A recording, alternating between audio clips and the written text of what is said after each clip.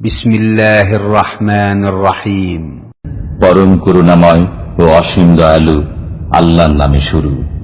আলহামদুলিল্লাহি রাব্বিল আলামিন আর রহমানির রহিম মালিকি ইয়াউমিদ্দিন ইয়াকা না'বুদু ওয়া ইয়াকা নাস্তাঈন ইহদিনাস সিরাতাল মুস্তাকিম সিরাতাল লাযীনা আন'আমতা আলাইহিম গায়রিল মাগদুবি আলাইহিম ওয়ালাদ-দাল্লিন।